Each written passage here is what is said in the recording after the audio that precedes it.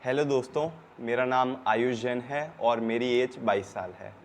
अभी रिसेंट में जो 2 दिन पहले एसबीआई जूनियर एसोसिएट का रिज़ल्ट आया था, उसमें मेरा सिलेक्शन हुआ है। मैंने अपनी प्रिपरेशन 2 साल पहले चालू की थी, जिसमें पहले अपना मैंने पूरा बेसिक फाउंडेशन कंप्लीट किया, फिर मेंस का कोर्स कंप्लीट किया और फिर मैंने पेपर देना चालू किया। मैंने लगभग सारे पेपर दिए हैं जितने बैंक एग्ज़ाम कंडक्ट कराता है, जिसमें मेरे सबके प्रीलिम्स निकले थे और अप्रॉक्स मैंने 10 मेंस दे रखे थे।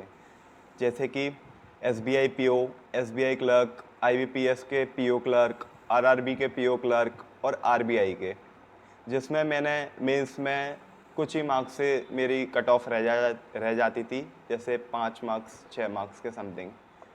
पर जो इसकी वजह से मैं थोड़ा मोरल डाउन भी हो जाता था, क्योंकि इतनी मेहनत के बाद भी 5-6 मार्क्स से मेरा सिलेक्शन रह जाता था।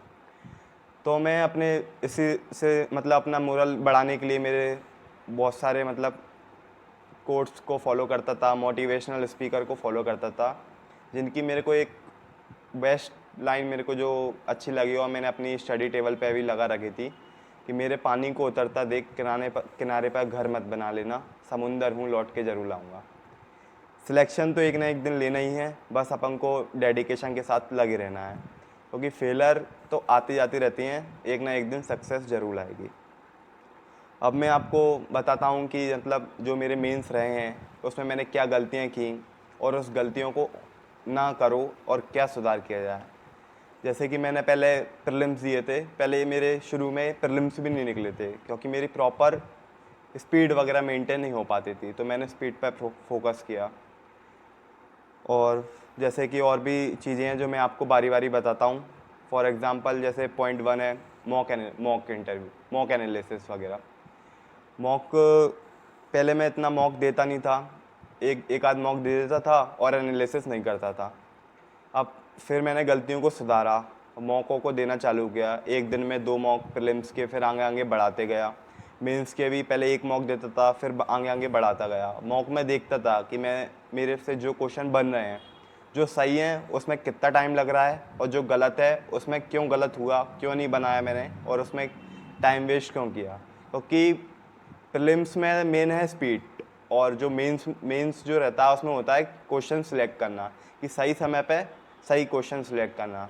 ये बात मेरे को फेलर्स के दौरान पता चली, क्योंकि मेंस जब मेरे पहले जो मेंस फेल किए थे उसमें जैसे फॉर एग्जांपल रीजनिंग में मेरे पहले क्वेश्चन सिलेक्ट करना नहीं आता था। जैसे ही सेक्शन आया मैंने पजल उठा ली। अब पजल वो बड़ी वाली पजल उठा ली जो कि नहीं उठानी चाहिए, वो ही मेरा इतना 10-15 मिनट खा गया, जिसकी वजह से जो आगे आते हुए जो क्वेश्चन हैं जो आराम से बन जाते, वो उसकी वजह से वो नहीं बन पाए।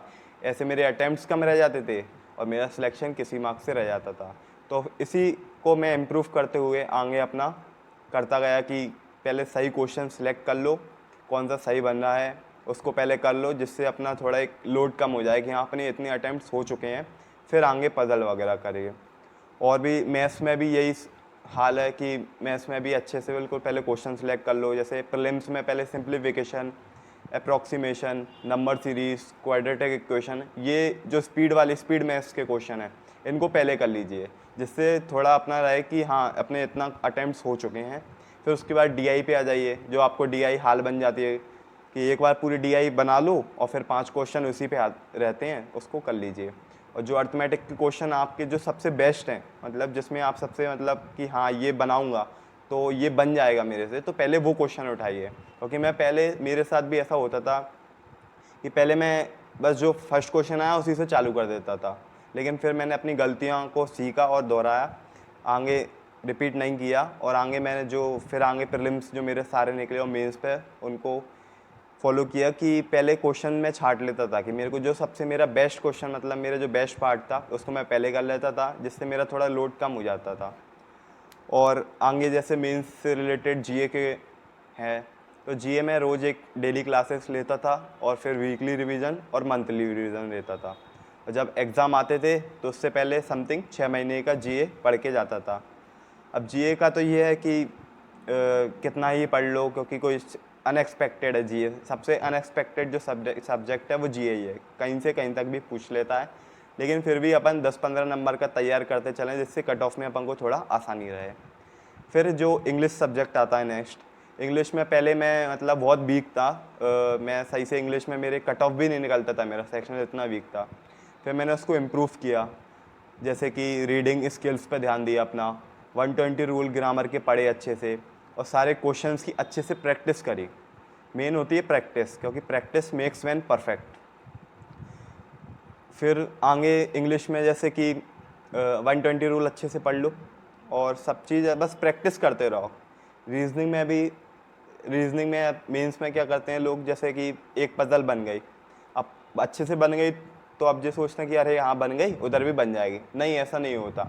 वहाँ अपन ने उठाई, मान लो नहीं बनी तो, इसलिए रीजनिंग में पजल हो सके जैसे जितनी हो सके उतनी प्रैक्टिस करके जाइए। मतलब 50-100 पजल तो अप्रॉक्स मान के चलिए मिनिमम करना ही है अपन को पेपर जाने से पहले, जिसकी वजह से पेपर में अपन को कॉन्फिडेंस बिल्ड हो, और पज़ल अपन सही सिलेक्ट करें कि हाँ ये पज़ल उठाऊंगा, ये तो बन के ही रहेगी। और काम बिल्कुल काम होके बनाना है पज़ल। अगर कोई पज़ल 4 मिनट ले रही है तो 4 मिनट दो उसको, ये मत सोचो कि अरे ये 4 मिनट ले ली, इसको आधी बनाओ, आधी बना दी, 4 मिनट हो गए, छोड़ो इसको, छोड़ो नेक्स्ट करते हैं, नहीं तो अपन आगे सिलेक्ट और क्वेश्चन नहीं कर पाएंगे। नहीं, अगर 4 मिनट दे रही है तो 4 से 5 मिनट दो पज़ल को, क्योंकि वो तुमको 4 मिनट भली ले रही है लेकिन 5 क्वेश्चन दे के जाएगी, और 5 क्वेश्चन के 5 मार्क्स या जो भी डिपेंड है, जो भी मार्क्स रहते हैं वो करके जाएगी।